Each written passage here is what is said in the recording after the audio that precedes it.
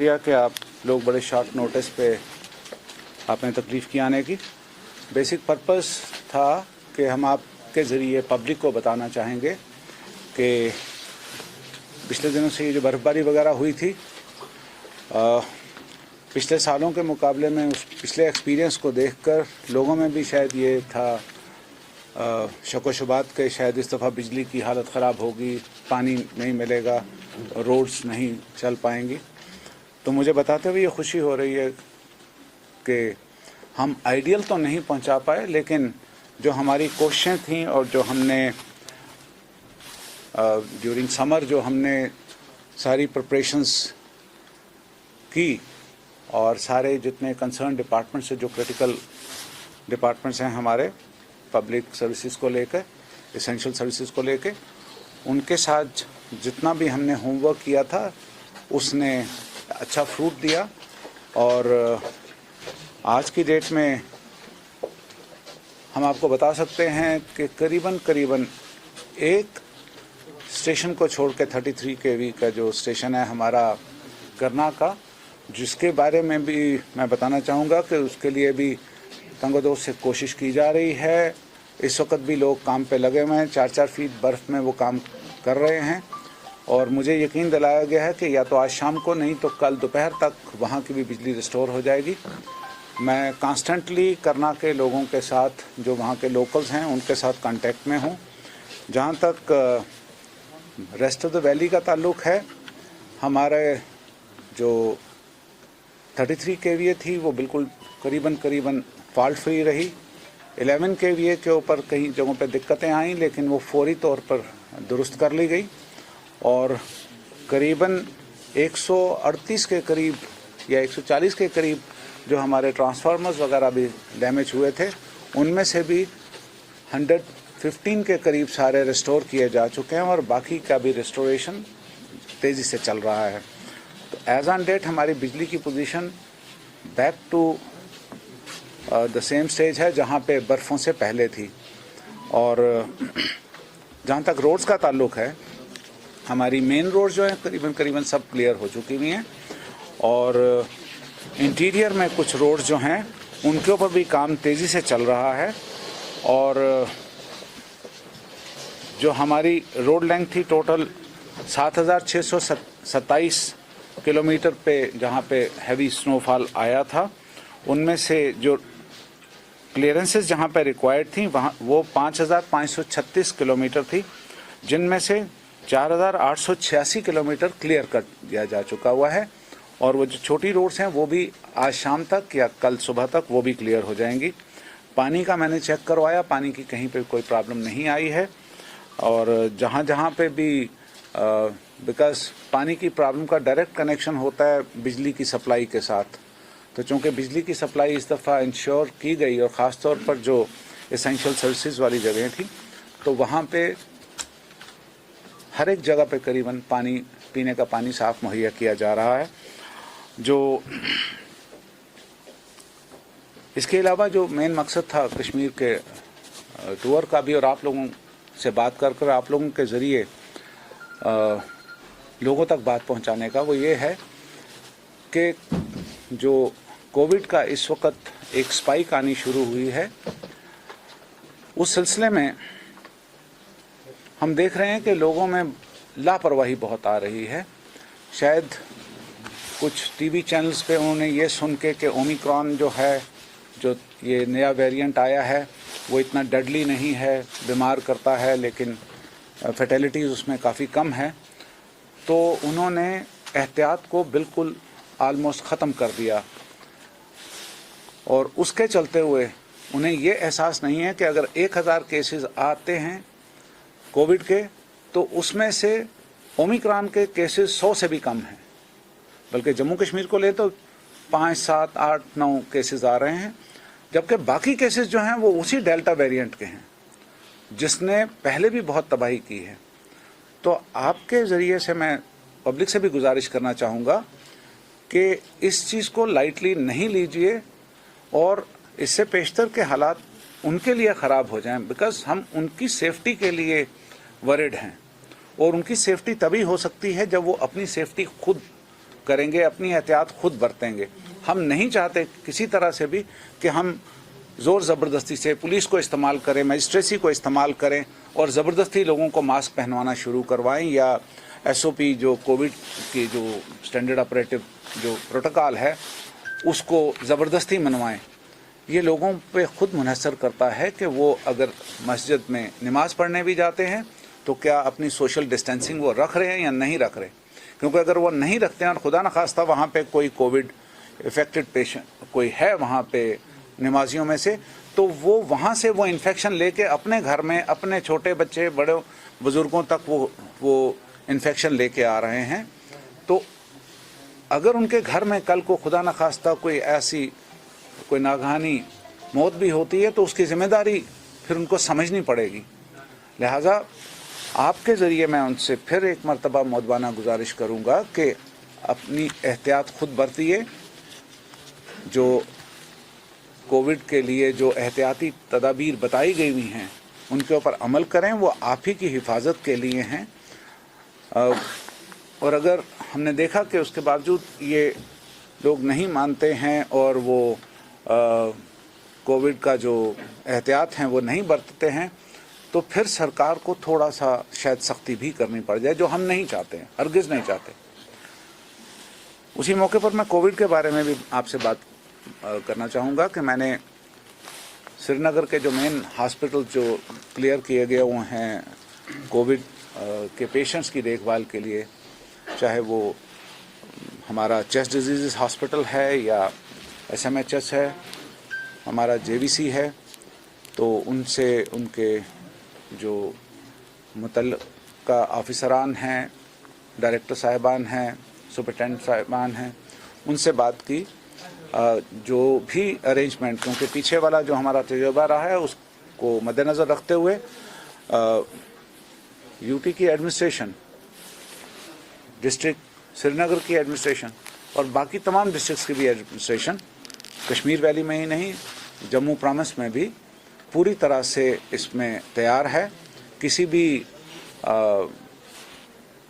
Situation को face करने के लिए। अस्पतालों में सफिशेंट बेड्स मुहैया हैं, सफिशेंट मकदार में ऑक्सीजन प्लांट्स लगे हुए हैं और वो किसी भी किस्म की सिचुएशन को टैकल करने के लिए काफ़ी हैं। डॉक्टर्स से भी हमने डिस्कशन की है, उनकी कुछ प्रॉब्लम्स हैं कहीं पे, उनकी तरफ भी तवज्जो दी जा रही है। कुछ प्रॉब्लम्स फौरी तौर पर हल हो सकती हैं, उनको हम देख रहे हैं, और कुछ प्रॉब्लम ऐसी हैं जिनके लिए शायद वक्त लगता है, लेकिन उनकी तरफ भी सरकार का ध्यान है। तो बाय एंड लार्ज हम कोविड के मामले में भी पूरी तरह से प्रिपेयर्ड हैं। लोगों को घबराने की ज़रूरत नहीं, सिवाय इस चीज़ के कि उन्हें अपना ध्यान खुद रखने की कोशिश ज़रूर करनी चाहिए। और जहाँ तक बाकी फैसिलिटीज़ का ताल्लुक़ है, बिजली है, पानी है, रोड्स है, राशन है, उस तमाम में हर एक जगह के ऊपर इस वक्त कहीं पे कोई प्रॉब्लम हमें सामने नहीं आई। और मैंने बिजली के मामले में तो मैं specially thanks to chief engineer साहब, मैं उनके वहाँ पे कंट्रोल रूम में भी गया और जहाँ पे डायरेक्ट उनके कॉल सेंटर में जो कॉल्स आ रही थी मैं ख़ुद उनको मॉनिटर कर रहा था कि किस तरीके से कॉल आई है, उसके ऊपर क्या क्या एक्शन हुए हैं, किस जगह पे किस अफसर को बताया गया और वो ऑफिसर कैसे उसको रिएक्ट कर रहा है।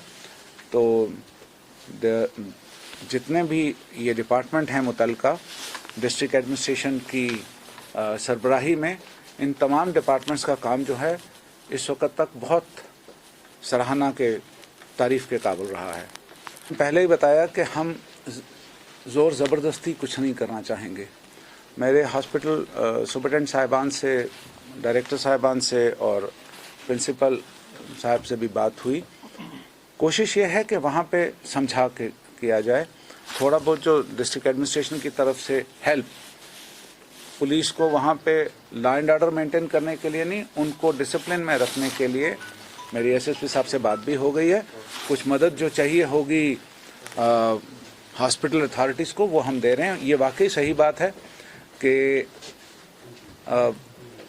रश आज की डेट में ज़्यादा था क्योंकि पिछले कुछ दिनों से लोग घरों में बंद थे। तो सडनली रश आया है, लेकिन उसका भी मदावा किया जा रहा है। जी जी जी आज तक जम्मू कश्मीर में एक जीनोम सीक्वेंसिंग लैब क्यों नहीं बनी? बिकॉज यहाँ पे जब सैंपल बाहर जाता है तो it takes almost a month उसका रिपोर्ट आने में। जब जम्मू में 3 केसेस ओमिक्रॉन के आए सर, वो रिपोर्ट ऑलमोस्ट 1 महीने के बाद आए। जब कश्मीर की बात भी करें, रिपोर्ट्स में बताया जा रहा है कि ऑलमोस्ट 1 महीना लगता है रिपोर्ट आने में। तो आज तक क्यों नहीं कोई लैब जम्मू कश्मीर में बन गई जीनोम सीक्वेंसिंग के? देखिए, if issues could be horses, everything should have been there and there shouldn't have been any corona. लेकिन जो प्रॉब्लम सामने आती हैं उसके साथ साथ ये नई चीज़ें हैं आ रही। सडनली डेल्टा आ गया, डेल्टा के बाद कुछ देर के बाद फिर ओमिक्रॉन कहीं पे इरप्ट हुआ, तो उसके साथ साथ जितनी भी टेस्टिंग फैसिलिटीज़ बनानी जानी चाहिए वो बनानी जा रही हैं। और ये ऐसा एक सिचुएशन थी कि जिसको प्रीएम्प्ट करना भी थोड़ा मुश्किल था, लेकिन J&K की जो हेल्थ डिपार्टमेंट है वो भी इस तरफ काम कर रहा है और state of the art facilities यहाँ पे भी J&K में भी क्रिएट की जा रही है। काफी ज्यादा मुश्किलात दरपेश है, उसमें ईरानी एप्पल की बात करेंगे, क्योंकि कहीं एक जो यहाँ पर ट्रेड फर्टिलिटी है, उन्होंने ब्लेम किया है कि डिलिबरेटली यहाँ पर एडमिनिस्ट्रेशन जो है ईरानी एप्पल को यहाँ पर ला रही है, जिससे यहाँ पर जो एग्रीकल्चर है उनको काफी ज्यादा मुश्किलात दरपेश है। ये एक सरासर झूठा इल्ज़ाम है जो स्टेट की और ख़ास तौर पर हमारे हार्टिकल्चर डिपार्टमेंट या एग्रीकल्चर डिपार्टमेंट पे लगाया जा रहा है। पहली तो बात यह है कि एक भी कंसर्न्ड जो हैं, चाहे वो एप्पल ग्रोअर्स हैं या सेलर्स हैं या मर्चेंट्स हैं, वो हमारे पास नहीं आए। ये अखबार में एक खबर आई थी कि एक अखबार में खबर छपी कि जी ईरानियन एप्पल आ गया, और जिस दिन ये खबर छपी है उसी दिन हमने उसका नोटिस लेकर फ़ौरन उसके ऊपर पूछताछ स्टार्ट करवा दी है कि अगर है ऐसा तो कहाँ से आ रहा है, कैसे आ रहा है और क्या चेकिंग के बगैर आ रहा है। तो ये बात आपका कहना मैं मानने के लिए बिल्कुल तैयार नहीं हूँ कि एडमिनिस्ट्रेशन, आपका कहने का मतलब है कि क्या वो स्मगल करवा रहे हैं। हम कश्मीर के एप्पल को वर्ल्ड मार्केट्स में इस वक्त भिजवा रहे हैं। हम इस वक्त आज भी दुबई में, कतर में चल रहा है हमारा, तो हम यहाँ वहाँ से लेकर यहाँ पर आएंगे। SRO 349 के मुताबिक सर जितने भी नेशनल और इंटरनेशनल प्लेयर्स हैं सर जी, कुछ दिन पहले एक आदेश आया था कि उनकी गवर्नमेंट जॉब मिली है जी, लेकिन 2017 से पहले 2017 से लेकर 2019 तक कोई ऐसी रिक्रूटमेंट नहीं हुई है सर। तो सर आपने अपना होमवर्क नहीं पूरा किया है। 2014 से लेकर आज तक कोई नहीं लगा है। नहीं, मैं वही बता रहा हूँ ना। देखिए, ऐसा है कि उसमें केसेस वेसेस कर दिए गए हुए थे और हमने टेक ओवर करने के बाद इसके ऊपर सीरियसली काम करना शुरू किया। और जैसे हम जम्मू में एक प्रेस कॉन्फ्रेंस के जरिए मैंने बताया भी, आज की डेट में जो स्पोर्ट्स पर्सन फ्रेटर्निटी है वो इतनी खुश है, पहली मर्तबा हिस्ट्री में 5 गजेटेड पोस्ट पर ईयर हमने रखी। सुनते चलिए ना। और उसके बाद में 25 हर साल 25 नॉन गजेटेड ऑफिसर्स आ रहे हैं। उसके अलावा जो गजेटेड ऑफिसर भी आएंगे उनको भी अगर वो अपनी कंटिन्यू करते हैं अपनी परफॉर्मेंस को फ्यूचर में भी, तो उनके लिए एक आउट ऑफ टर्न प्रमोशन भी है। और इसी तरह जो हमारे नॉन गजेटेड ऑफिसर्स हैं उनके लिए भी करियर में 2 आउट ऑफ टर्न प्रमोशंस उसके लिए रखी हैं, अगर वो कंटिन्यू करते हैं आपने उसको। हमने 2014 के बैच को भी उठाना है। 2014 में जो क्वालिफाई करते थे, जो हमने उसमें बनाया है जो लायामल, उसके बीच में जो फिट इन होते हैं, क्योंकि उसका हमने 5 साल पीछे का देखना है कि ताकि हम देखें कि ये प्लेयर जो है ये कंटिन्यूसली आगे बढ़ रहा है। हमने उसी को, आउटस्टैंडिंग प्लेयर वो होता है जो सडन स्पार्क ना हो, जो कंटिन्यूस चलते चलते मेहनत करते करते आगे आ रहा हो। तो उसके लिए हमने वो जो किया है, उसमें 2014 वाले में भी जो कोई एज का मामला आएगा, that would also be tackled. उसके लिए एक सेपरेट SRO है जिसमें उसको एग्जेम्पशन मिलती है। मैंने आपसे पहले ही अर्ज़ की कि हमारा करना का जो स्टेशन है 33 kVA की जो लाइन है वो डाउन है, उस पर इस वक्त भी काम चल रहा है। मैंने बताया पहले भी कि 4 फीट स्नो में हमारे जो इंजीनियर्स और उनके साथ का जो सारा अमला है वो काम पे लगा हुआ है against heavy risk to their own lives. और हमें उम्मीद है कि आज शाम तक, अगर नहीं तो कल दोपहर तक वहाँ पे पावर रिस्टोर कर दी जाएगी। आप कुछ कह रहे थे?